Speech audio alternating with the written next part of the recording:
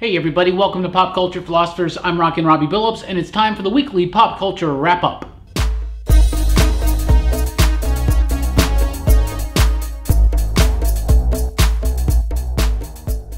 That's right everybody, time for the weekly pop culture wrap-up. It's the show where I go over the week's pop culture news, mostly comic books and movies. Let's get right into it. We'll start with some movie news this time. Big news, we just got Han Solo released this weekend. What did you think about it? Let me know in the comments down below. We got the movie Monday coming out tomorrow, so be on the lookout for that. But they have announced that James Mangold is in talks right now to produce and direct a Boba Fett movie. I think that could be super, super cool. James Mangold is an awesome director. The Wolverine, Logan, 3:10 to Yuma, amongst others. A talented director, a visionary director, handling a character that to me is kind of overhyped. Like I'm as much of a Boba Fett fan as everybody else, but he's never really cinematically ever had a chance to shine. And this could be it. I think Mangold is an amazing director, especially when it comes to westerns. Han Solo felt like a space western, more so than any Star Wars film to me.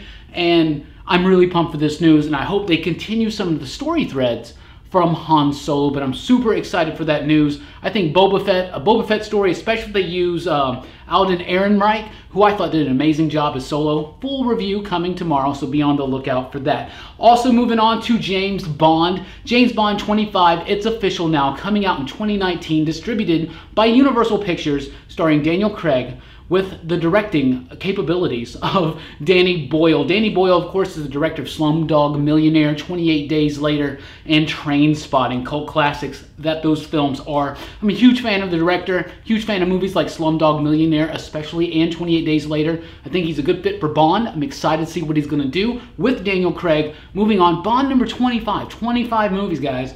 It's a pretty big deal, right? Just watched the trailer for the Christopher Robin movie starring Ewan McGregor from Disney. That looks awesome. That trailer almost made me want to cry from just like awesomeness and nostalgia. Like, I'm not even kidding. I grew up a huge Winnie the Pooh fan, like most of us did. I had some of the plushes. I loved the cartoon. I loved the live action stuff they used to do. So I'm a huge fan, and I'm excited. The movie looks like it's got a lot of heart to it. It looks like Hook meets Winnie the Pooh, but good, because Hook's all right. He's not bad, right? Idris Elba, who's a fantastic actor, I think he could play almost any role, is going to be doing The Hunchback of Notre Dame for Netflix. He's going to be writing, producing, starring, I think even directing. Like, this is his project, Hunchback of Notre Dame. Super excited for that. Idris Elba has a range that most actors today don't have, and I think if anybody could fill the shoes of Lon Chaney, it's going to be Idris Elba. I think he's going to do a fantastic job. I'm very, very excited to see this classic brought to life by Idris Elba and Netflix. DC has released, and Warner Brothers has released, the Shazam poster. That's, was it Zachary Levi as Shazam right there? From the poster, we obviously know that this is going to be a different type DC movie than they typically do. Looks more lighthearted, looks more fun, looks more family-friendly. That's exactly what Captain Marvel should be. My bad, Shazam. That's exactly what Shazam should be. I like the costume. I think it looks cool. I'm excited to see that movie. Let's talk about the sequel to the Spiderman Homecoming movie, because no matter what happened in Infinity War, Spider-Man's coming back. They are doing another movie. Michael Keaton has signed on to return as the Vulture, and that's super exciting. But Jake Gyllenhaal right now is in talks to play Mysterio. And that's very interesting to me. I think that's a good pick. I think that's a good villain to use, especially bringing back Vulture, maybe some Scorpion, things like that, building up to, like, Spider-Man has seriously like some of the best villains out there, and so I think that is all super cool. Let's get to some comic book news. Nothing official, but we do know for certain there is a new Wolverine title debuting in September. Wolverine #1 in September. No writer, no artist, nothing attached to it yet. Just like that X-Classified thing, we don't know anything about it. September solicitations will come out in about 3 to 4 weeks.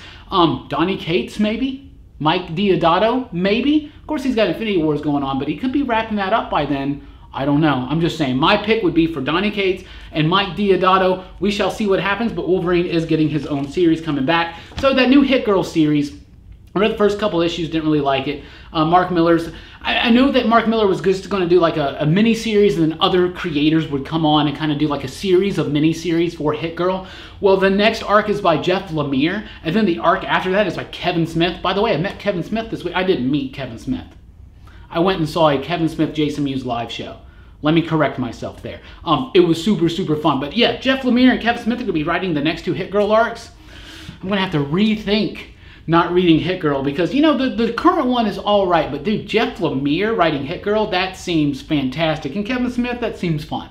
Right? That seems super, super fun. And one little thing I want to talk about here, DC has officially canceled Batwoman and Hal Jordan and the Green Lantern Corps in August. Those are the final issues. Green Lantern Corps is ending. Hal Jordan, that book is ending. You know what that means? It means I think the Grant Morrison, Liam Sharp Green Lantern book is actually happening, and nothing excites me more. So it's always sad to see a book get canceled. But when you think that it's getting canceled so that something as awesome as a Grant Morrison, Liam Sharp Green Lantern could happen, that's even better. Anyway, that's what I got this week. That's what I thought about it. Let me know what you think about any of this news and any other news in the comments down below. And if you want to talk to me about Solo, that's fine. But let's not spoil it for people that haven't seen it yet, because there's some really cool stuff in there. Very spoilery type stuff. But we have a full spoilered on review coming tomorrow for Movie Monday. We also got a fantasy podcast about to happen, but our 80s science fiction podcast is up right now at popculturephilosophers.com, iTunes, all that jazz. So be sure to check that out. Thank you guys so much for rocking with us. Live streams every week, weekly comic book reviews every week. Movie Monday, we are back, we are going. We're doing Han Solo, then we're doing the Sam Raimi Spider-Man films, then we're doing Fallen Kingdom, then Ant-Man and Wasp, then we're doing the Andrew Garfield, Mark Webb Spider-Man films, and then we're going to do a video released to our Patreon supporters about who we think is the best Spider-Man and why, kind of more in-depth things like that. So that's super, super cool, exciting news from Pop Culture Philosophers. So check out podcasts and all that and more at popculturephilosophers.com. Thank you guys so much for rocking with us. Please do like, share, and subscribe, and keep on dreaming and living and, you know, doing what you do.